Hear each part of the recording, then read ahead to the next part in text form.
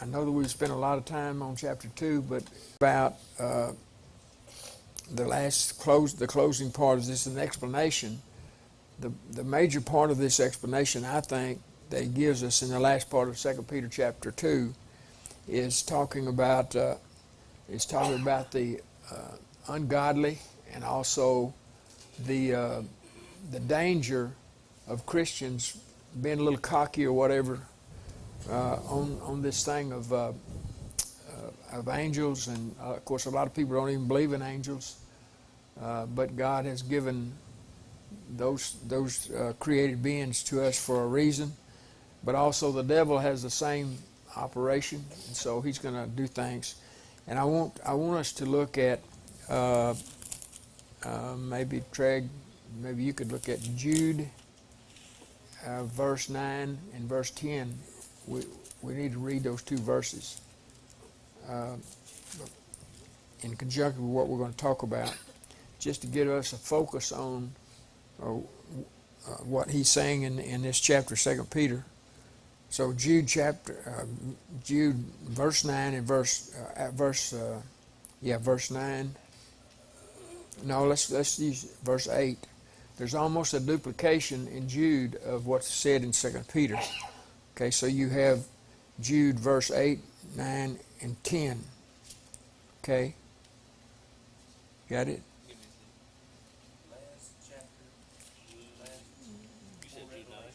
Verse 8 and 9.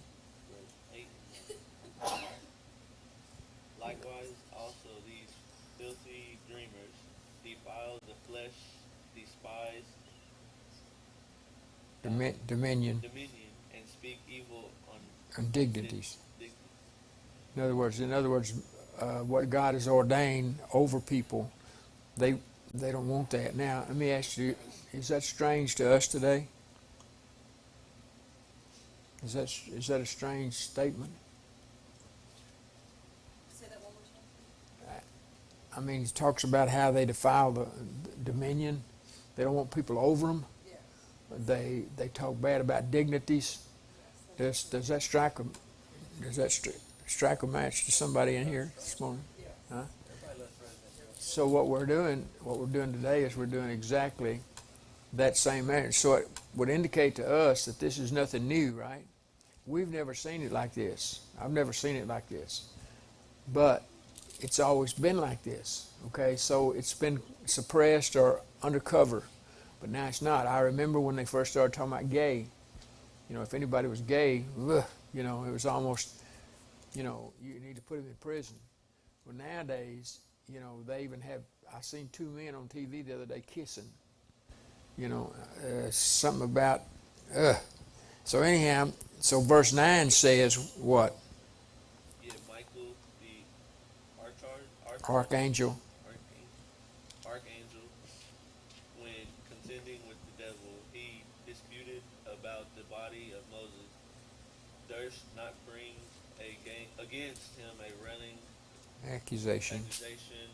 But but said the Lord rebuked him. rebuked thee. Okay, now, I want you to see this now. Michael, as far as I know, you know, he's kind of the war angel for God. So he's pretty big dude, you know.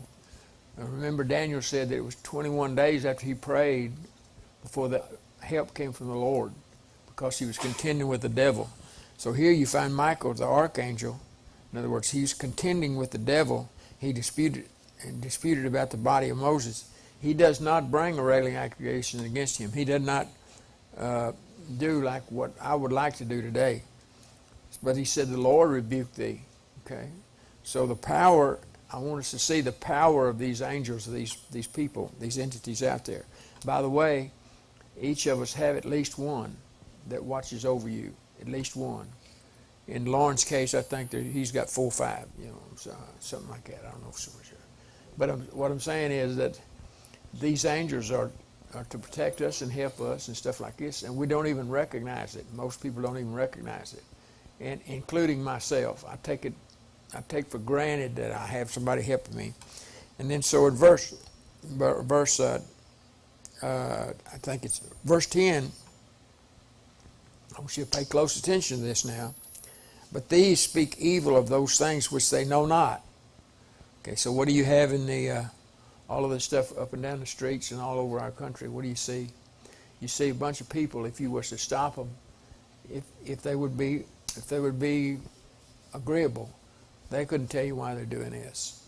They're trying to blame somebody or poke at somebody, but they don't know this. They're used, and we know for a fact that underneath all of this is an entity that's trying to overthrow America. Not because of the blacks. They don't give a rip about the blacks, but a lot of the people, the blacks are so dumb about this stuff till they're willing to do whatever.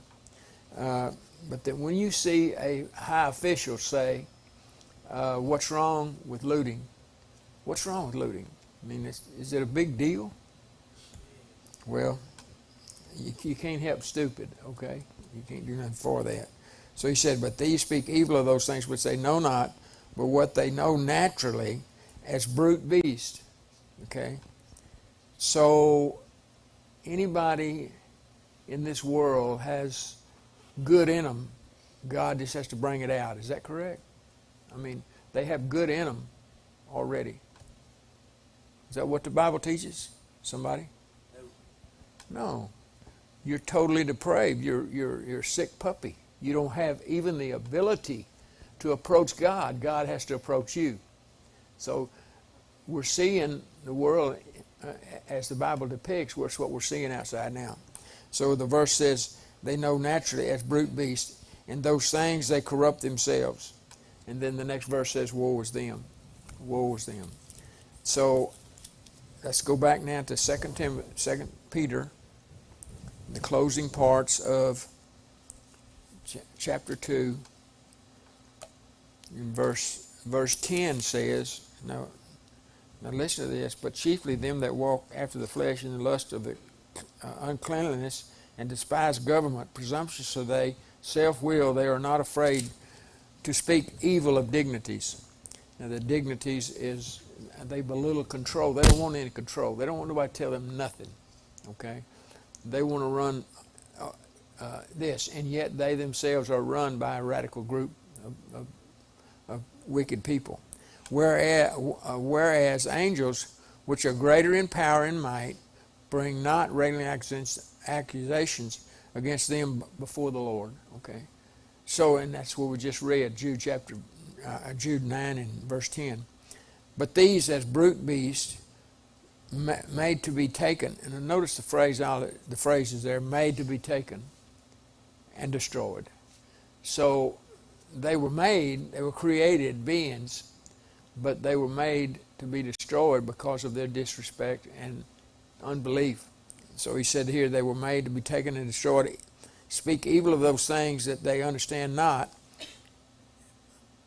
and shall utterly perish in their own corruption.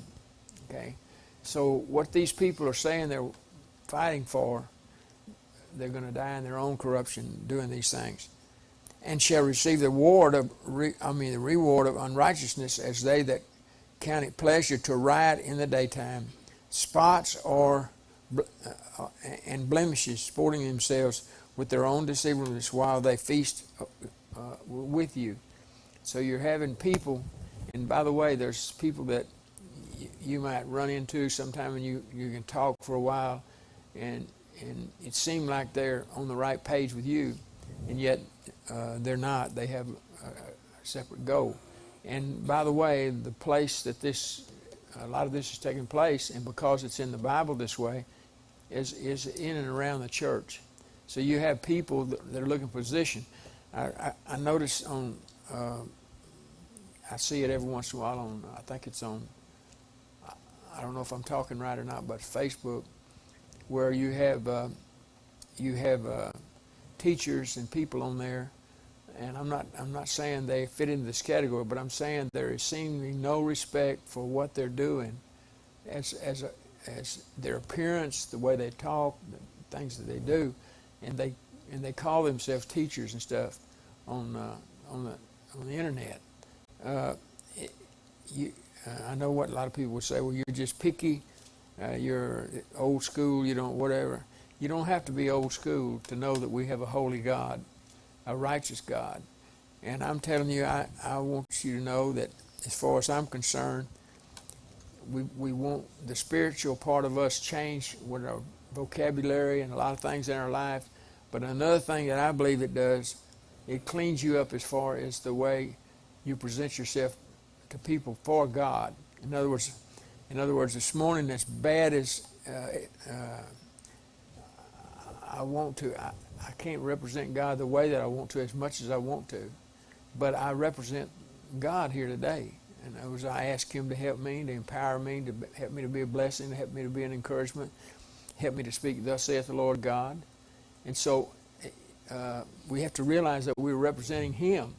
So how we look, how we act, I get up in the morning, and I know this is not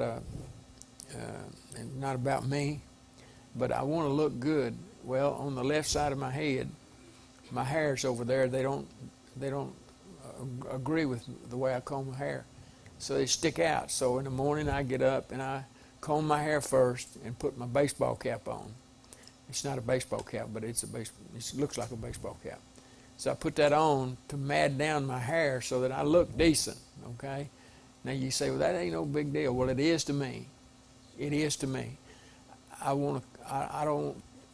Something I do. If I came over here with red, white, and blue socks, and I sat in my chair up there, somebody might see my red and white and blue socks, and it would distract from what we're here for and what we're here to do. So I don't want to do that. I want to wear black socks and gray socks, and stuff like this. Whatever matches, whatever looks good is what I want to do, because I represent Him today. Jeff and Margaret, they asked me about the chair. These chairs up here are so low you can't hardly get in and out of them. If you sit down in one, you're about a foot off the floor, and you can't hardly get out of it, or at least I can't. So they said they wanted to get some chairs. I said, sure, fine. I've been trying to do that for a long time and looking for them, but they're hard to find. They're very expensive, new, but used, sometimes you can get them pretty good. So anyhow, they said they wanted to do that, and they wanted to buy them for the church. And I said, no. I said, the church will pay for the chairs. If you find the chairs, they're hard to find. I think Lawrence looked for us and not be able to find anything decent. And so they found the chairs and all this stuff, and I thought they were used, but they weren't used. They were new. And so I said, well, whatever. How much are they? And they said, we're paying for them. And I said, no, I don't want that. I want you to give of your time and stuff like this, but I don't want you to have to do that. But they want to do it, and they insist on doing it, so that's their business. So we ought to want the best. Now, they said, do you want blue or white? Or I said, I would love burgundy or red, because I think I said, this is God's house. It's not my house. I believe that represents the blood. It's honorable looking. And so they went out and bought some chairs, and I don't know, I've seen a picture of them, but it's something that we have to keep reminding ourselves. We are God's children in God's house, serving a risen God, a resurrected Lord. So if we do that, then a lot of things in our life will be set aside that we don't have to worry with anymore. We don't have to worry about how we look or whatever, because we're going to do our best anyhow. And so that's very important, at least it is to me, because these people are as natural beasts. They don't know, and they don't respect anybody or anything. Okay, and they shall receive the rewards of unrighteousness as they count it pleasure to ride in the daytime. Spots are they, blemishes, sporting themselves with their own deceivableness while they feast with you. Again, this pictures what's happening in our society today. We're seeing now watch me. There's a difference between a lost person that don't know and a lost person that does know. Now remember, we talked about how that these guys are sporting these signs that said, if Christ comes back again, we'll kill him again. He knows. He knows. In fact, I believe that he is a reprobate. I really believe that he is a reprobate. Now the thing of it is, what is when we talk about reprobate? They have no hope. There's no hope. In one instance, if you look in Genesis, the book of Genesis, people that do not believe that God is God has no hope. You have to believe in God. You have to Hebrews 11:6. You have to come to God as God.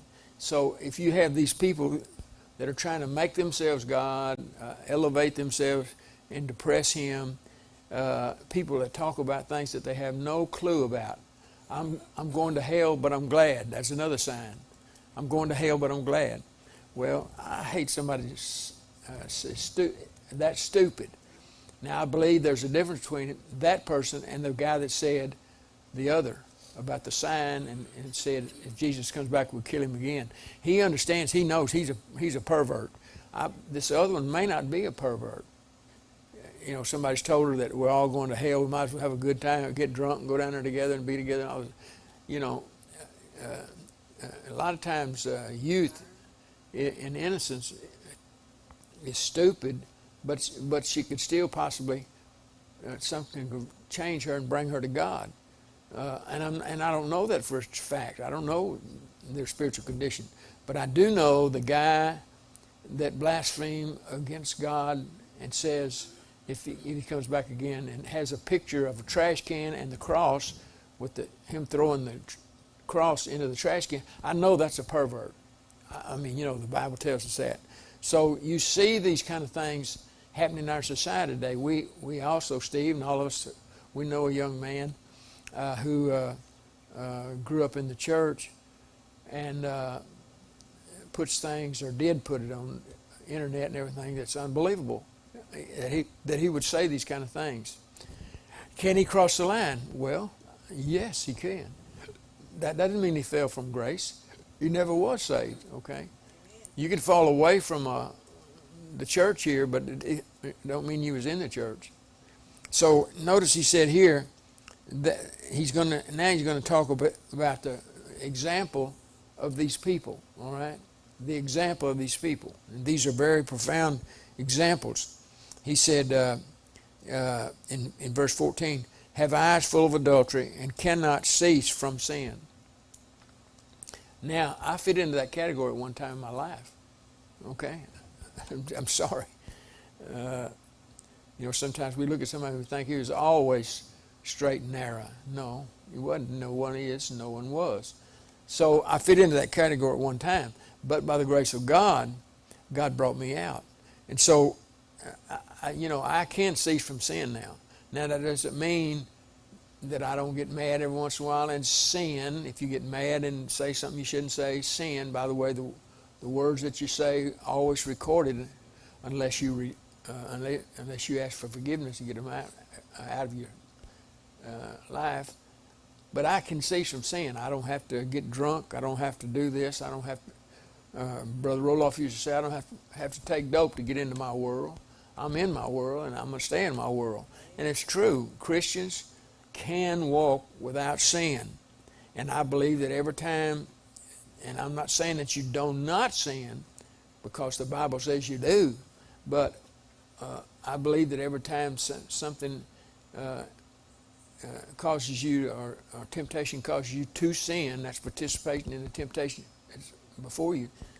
When you do sin, you can get forgiveness, but the key is that we realize before we sin it's sin.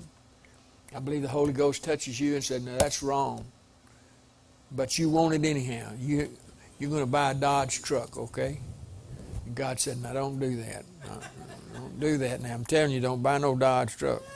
And you go right ahead and you buy a Dodge truck. So that's sin. You have to confess your sin. I'm sorry, Alex. There's no reason to pick.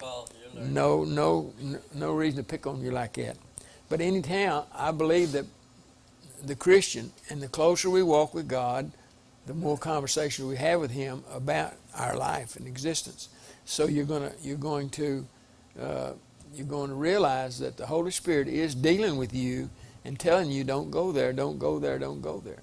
And so here he said here, their eyes full of adultery, they cannot cease from sin, beguiling unstable souls. Okay. And we said this not long ago. We saw a couple, me and Gloria saw a couple going into Walmart.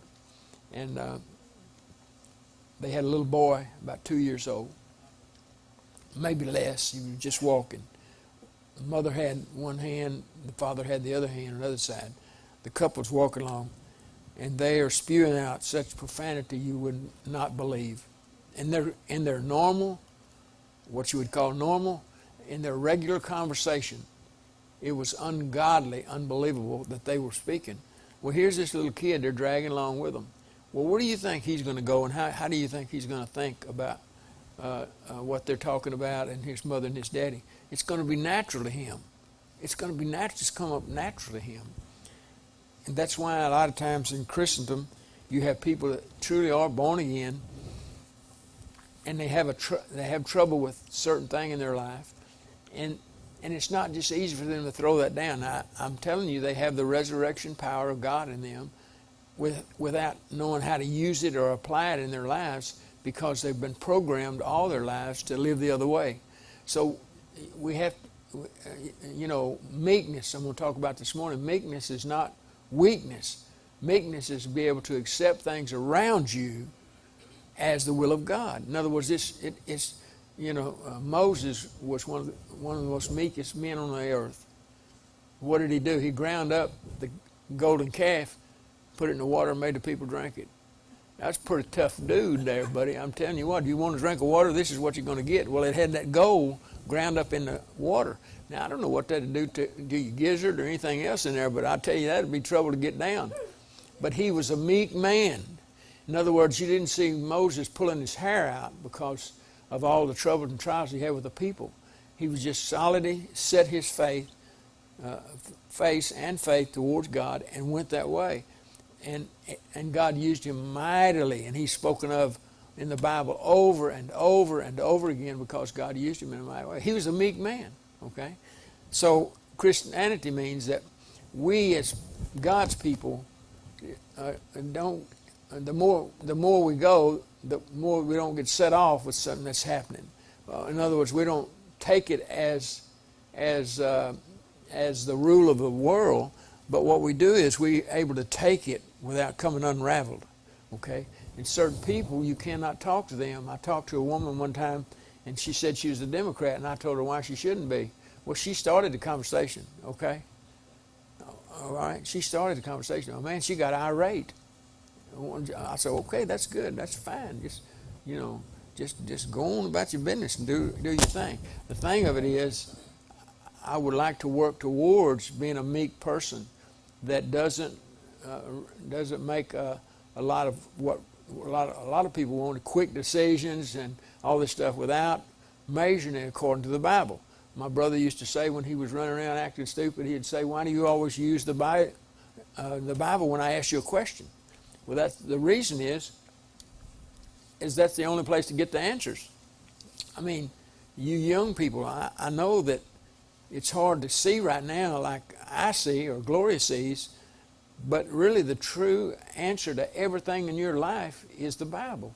If you don't match up to the Bible, then change your route and match up to the Bible, because it is the only truth in the Bible, in the world.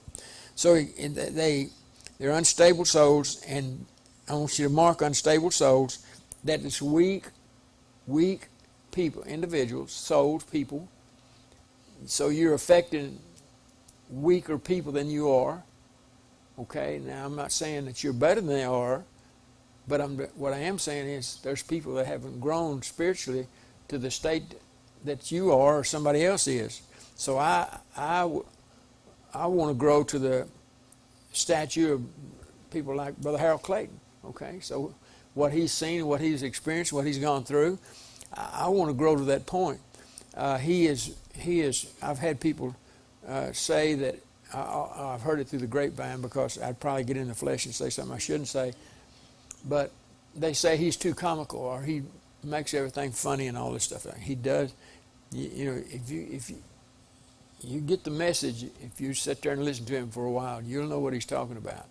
And he's done that through not only the Bible, but experiences in his life. Listen, his wife told him one time, she said, honey, we got 3 little old kids, and we don't have any food in the house. And, you know, he wrote the book, From Pinto Beans to a Cadillac. And so she told him one day, she said, now, Harold, we don't have any food in the house. Now I'm for everything that you preach, everything that you say, everything that you do. I'm for that. But we got to feed these kids. We got to have some food. He said, okay. He said, get your purse. So they got in the car and went down to the store, grocery store. He said, I got me a basket and she got her a basket. Now, if I was you, I wouldn't try this unless God's really in it. But he said, we just went and filled the baskets up and everything and got in a line to check out. And he said, his wife said, she's looking at him, Harold, you know, we got probably back then $50, $60 worth of groceries way back then. Maybe more, maybe less. She knew he didn't have any money. They're standing in line to check out. They're starting to check out their stuff. And a woman comes up to them, and to the checker, and gave him some money. And so they checked out, and this guy says, we have somebody who felt moved to give y'all some money. So Brother Harold said, you know, it wasn't just paying for the groceries. This lady gave them $200. So the groceries $50, $60. The rest of it was, and you know what he was excited about? He was excited about giving his tithe to the church over the $200. So what I'm saying is that we should have no reliance on the world and the system of the world and all that. None. We should just keep on marching. But you have people here that's this way, and what they're doing, you know, why are these young people up here? We talked to a lady in a restaurant this weekend, and I asked her about who she was going to vote for, and I just asked her, and she said, "Oh Lord, President Trump." She said, "What's so sick is my generation is the ones that's falling out with him over stuff and listening to this stuff." And she said, "I can't believe they can believe all this garbage." But she said, "It's my generation." She said, I'm so displeased with my generation of people who have turned their back on God. So, you know, if you had, I don't know how many people's out there, but she said, I'm scared to go around with a sign saying I'm for Trump because you no telling what they do to you. So the key is that as long as we keep our focus on what is good and what's right and what's proper, God will bless us. So these kids are the result of people not serving God, even back in my day when I was a kid. Okay, so you have these kids marching up and down the roads and doing all these things that they're doing and even killing people. That's because of no training. That's because nobody's told them what's good and what's right. A child, and I don't know, is this recorded? Oh Lord. You have all these people talk about children's church. Okay, I'm not against situations in different churches. Each church is a different entity, and yet we're all together. So I'm not against what they have to do to get the job done. We had a lady at our house last night, and my wife was telling her, we have a nursery. We can take care of it. We'll help you. You can either do it or we'll help you. We have a nursery. So we make provisions for what we have and what we can do, see. But I'm not for children's church, okay? And I don't mean that in a bad way. You say, why? Children need to hear preaching just like everybody else. Now, you know, well, they go to class and they color and no. They need to sit up in church and listen. They need to learn that from little bitty guys, okay? And I've seen little bitty guys do that. You know, when I was 16 years old, 17 years old, and I was chasing Gloria, I passed notes in church down the line. You know, a bunch of teenagers all sitting. That was a bad thing. Teenagers all sat together on certain rows. I'd pass notes down there to her, so she could read the note how much I loved her and all that mess. And so, but when I got caught. I thank God that I got caught by my mother, okay? But our preacher caught a couple of boys. He took them outside. The preacher took them outside during Sunday school. I'm glad that my mother took me outside. But I learned the lesson that in the house of God, it's God's business. It's not none of your business. A child needs to be taught that. A child needs to be taught, the best way to say it is, what no means and how to act in church and how to do all those things. Well, you're not going to learn those things if you're, in another place, hearing a story, a Bible story. And I'm not against that at all. I'm just saying that we need to teach our children in the right ways and tell them what's good and what's not. So this cursed children is very important in verse 14. The children grow up without any kind of a knowledge whatsoever. I really believe this with all my heart, okay? We have missionaries. We have 15, 16 missionaries all over the world. We send them money each month. Glory just got finished sending out money again. We do that all over the world. But I really believe the real mission field's in America. I really believe that. You can go to some places, like I remember years ago we went to Mexico. The people was hungry. They were starving to death. Listen, we'd preach in a house with 15, 20 people, and our interpreter, each one of us had an interpreter. We'd go to another appointed place that he had scheduled for us. We'd go to that place to preach again, and the people from the first house would come to the second house, and first thing you know, when we got to the third or fourth house, we had 50, 60 people there. The people was hungry in a starving world. In America, people are not hungry. In America, the church is not doing like it should be doing. It's just we're lax, we're content, we're happy. That's it.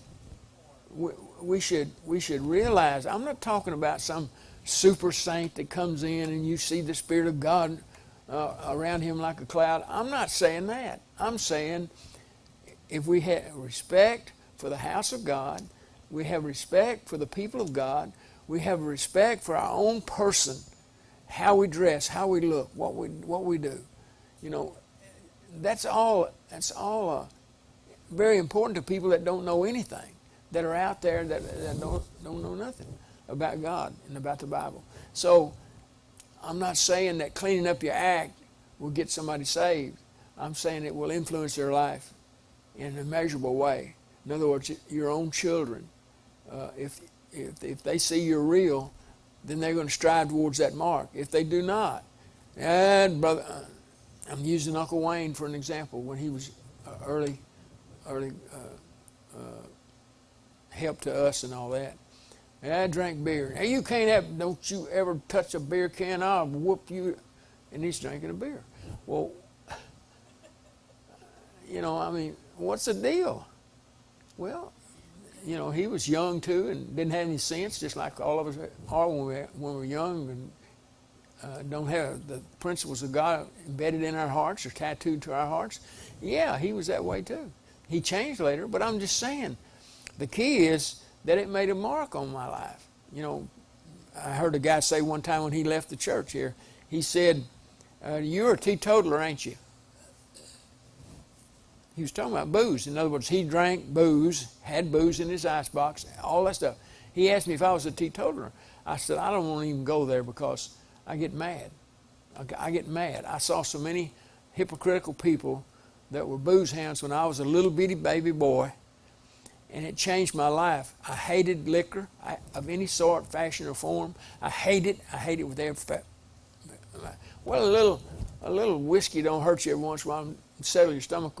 The Bible says, Listen, let me tell you something.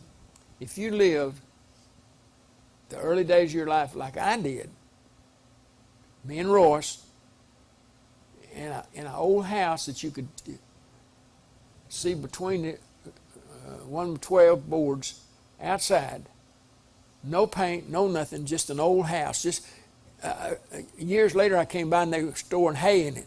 Well, that's what it was good for. And I was born there.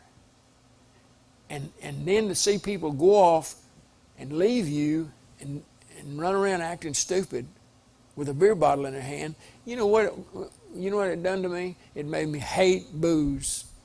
I have to watch how I act and how I respond to people. Like that guy said, you're a teetotaler. I almost want to fight because it's, and I thank God for the grace of God that I didn't get hung up in that when I was a kid. But it marked my life that I don't believe I'll ever get over. And I hate booze. I hate any fashion form of it, and whatever. So, you know, we need to realize that we're marking these kids, and what we mark them with is what God's doing. So you have now the picture here. He's going to give you an example. For which have forsaken the right way and have gone astray. You know what's right. Those people marching up and down the street, they know what's right. Don't tell me. They know what's right. Now, I don't mean they know all the situations that they're causing, but they know right from wrong. They know treating people like that is wrong and doing what they're doing. They know stealing's wrong. They know that. But they're getting away with it, and people that should be in authority over those people are letting them do it. They've forsaken the right way and gone astray, following the way of Balaam, the son of Bosor. What's it all about now? Okay, Brother Billy, what's it all about? Who love wages of unrighteousness. They steal, they do whatever, the wages of unrighteousness. But was rebuked, now this is talking about a man, was rebuked for his iniquity. The dumb ass, speaking with man's voice, forbade the madness of the prophet. He was supposedly telling people what the right way was. And what was he doing? Well, he was doing what he done for money. I've done that for years here. I did what I did for money. I mean, you know, I came to this church because of the big paycheck and the big car and all that. I mean, that's why I came. Now, some of you are smirking, some of you are lying. You know what? If they gave me $25, I felt like it's from God. Our daughter, who's sometimes gets kind of pushy, I'll probably get an amen there. She said, I am going to confront the church if they don't help you with your gas bills. Because we charged about $400 gas bills coming back and forth to church. I never thought about it like that, but it was a big bill for the church, for my gas bill. God paid it in another way because the church had 5 or 6 elderly women that they didn't have any money. So Cleo DeWitt said this, Brother Billy, when they take up the offering, just take it. That's yours. You just take the offering. Well, I couldn't take the offering. Good grief. You know, I mean, you have not only the electricity and stuff like this, and I had a big controversy with Christine over this. We're not going to stop paying our missionaries. We're paying them $25. We're not going to stop paying our missionaries. Christine said, Daddy, you're the first missionary. You take what's first, and you give them what's left. And I said, no, Chris, we're not going to do that. So we had a hassle over that. I know what she was saying. I understand what she was doing. But even though you may be right in a lot of things you do, I'm still the pastor of the church. And if you want to change that, then you can change that. But you have to get rid of the pastor of the church. Because it's under my conviction that we are doing the things we're doing and the way we're doing them. And I may not be always right. I'm not saying that. I may be wrong sometimes. But the key is I am the pastor of the church. And I will answer to him for the decisions I make. And so, you know, we need to see, I don't want to be here for money, period. No way, shape, or form. And that's what this guy did. He was, and it took a donkey speaking English to tell him, you idiot, don't go through here, you're going to lose your life. And I don't even know if he turned himself. I think the donkey turned for him and helped him. I don't think he did it himself, because people get so entwined in money and what money will buy or what they think it will buy and so on. So the wages of righteousness. So even a dumb animal will tell this prophet what to do or to stop. These are wells without water. Okay, wells without water. Now think about these people that we're talking about. He's talking about the prophet here now. These are wells without water. Clouds are carried with a tempest, to whom the midst of darkness is reserved forever. Let me ask you something. How many of you have really spent a little bit of time in Genesis, in the first part of Genesis, the creation of the earth and all of the atmosphere? He says there's water above and water below, and it's separated by an atmosphere. And that's not the wording in the Bible, but that's what's teaching us. It's teaching us that there's far more water above this atmosphere than there is below it. Now you think about what we have on the earth, the huge percentage of water that we have on the earth. But there's more water above this. Now when you take that in consideration of what the Bible teaches, and these people here, he's comparing them with this. They're clouds without water. That's what they are. They just float through. Me and Gloria on the way home, mostly on Sunday, when we're going home, and we see these marvelous, wonderful clouds up ahead, all shapes and forms and fashions and all this. God is reserved. You say, well, there's not that much water in the cloud. How do you know? The other day, not long ago, Steve and them had a little group of clouds come through over their place. They got 8 or 9 inches. They was worried about the fences washing out and all the cows being gone when they got home. Okay? Very, very, very, very few places around central Texas got rain at all. We didn't get rain at all. And here the unrighteous got 8 or 9 inches. I'm just seeing if Cheryl was awake. She is. Okay. So these clouds, that's a powerful statement. God says, without water, these wells without water and clouds of the tempest, to whom the mist of darkness are reserved forever. For when they speak great swelling words of vanity, they allure through the lust of the flesh, through much wantonness, those that were clean escape, altogether escape from them who live in error. So we have blessed promises of God, and I'll talk about this a little bit this morning. Are the poor godly? In most instances, are the poor godly? The evidence that we have in the Bible is most people that are poor are godly people. Most people that are rich are not. I'm not trying to go over time. Okay, I promised Logan for weeks that I was going to get finished up with this chapter.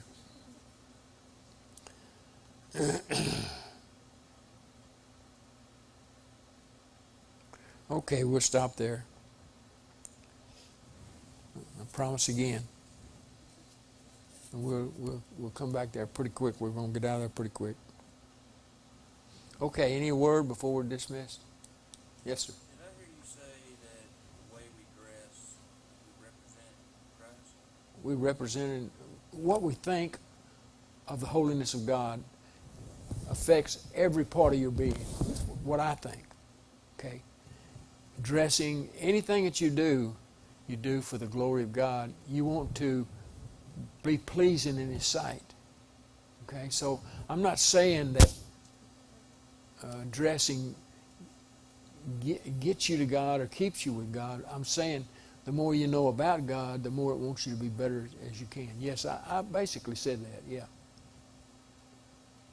You disagree with that? No, it's just pretty. I'm saying if somebody comes in here, like most of the world goes around with their blue jeans tore out and their knees sticking out, and nowadays they're hiney hanging out the back and all that stuff like this. If they come in here, I would address that. But if they're lost, as long as it wasn't repudiating, in other words, nakedness or something like this, I wouldn't say anything, because they don't know what we know. So, you know, if somebody comes in here and just dressed like they just come out of a cornfield, chopping cotton or chopping corn, then there's no big deal with that. I don't have any problem with that at all. But when a person has or gets close to the Lord, I believe that it will change your life, not only your spiritual life, but your physical life. Okay? Okay? Anything else? That's a good question. Anything else? It's good to see y'all this morning. It's good to be in God's house with you again this morning. God bless you, and you're dismissed.